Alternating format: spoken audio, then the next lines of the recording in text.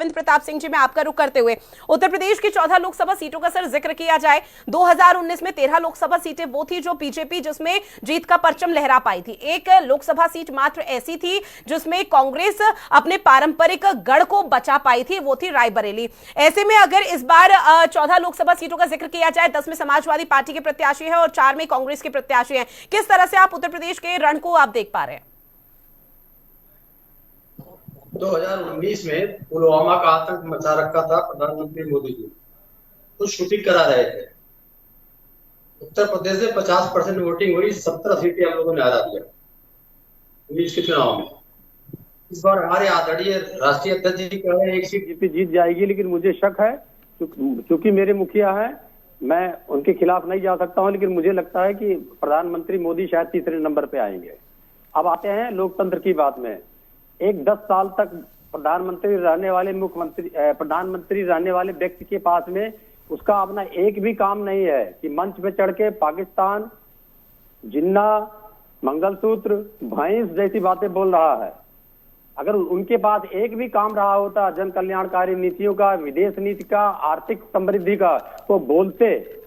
इस प्रकार की बात लोकतंत्र के इतिहास में शर्मनाक बात है, या जाहिर करती है कि प्रधानमंत्री मोदी जिन्होंने घोटाले किए हैं, पैसे वसूले हैं और जबरदस्ती ऑपरेशन कमल चला के लोगों को अपने साथ मिला के सरकारें बनाई है, उसका अंत होने वाला है। आदरणीय राहुल गांधी जी ने कहा है कि सरकार जाते ही सब चीज की जांच कराएंगे, इनको जेल के पीछे भेजेंगे। वो डर उनके पीछे लगा हुआ है। तो इस कारण से मुझे लगता है कि प्रधानमंत्री मोदी अपना आपा खो चुके हैं, एक भी काम बताने के लिए तैयार नहीं है। अगर काम नहीं बताते तो बताते महंगाई कैसे रुक सकते हैं अगले 5 साल में, बेरोजगारी कैसे रोक सकते हैं, नारी सुरक्षा कैसे बढ़ा सकते हैं, आर्थिक जो असमानता हो गई है, 10% लोगों के पास 55% राष्ट्रीय संपदा चली गई है, उसमें से 1% लोगों के पास से 22% राष्ट्रीय संपदा चली गई है, इसको कैसे करेंगे? दलित, पिछड़े, अल्पसंख्यक, आधी आबादी, इनके साथ क्या करेंगे? कुछ भी नहीं बता पा रहे हैं प्रधानमंत्री जी। मंच में केवल उन्माद उन्माद उन्माद, उसके सिवा उनके पास कुछ भी नहीं है। तो ये भी मालिक है कि मानसिक रूप से दिवालियापन है।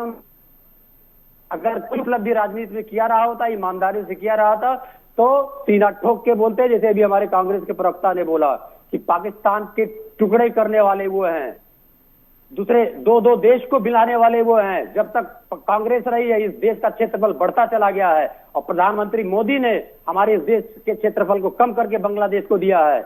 इस बात को अगर हिम्मत होती तो वो खुद बोलते। सत्यता से परे है उनकी सारी बातें, और इस बार उनको निश्चित रूप से देश की जनता जवाब देने जा रही है। मैं अपेक्षा करूंगा जो राहुल गांधी जी ने कहा है वैसा ही करेंगे, तब इस देश को मिलेगा कि इस प्रकार से कोई इस देश के लोकतंत्र का अपहरण नहीं कर पाएगा। जी धन्यवाद। ठीक है।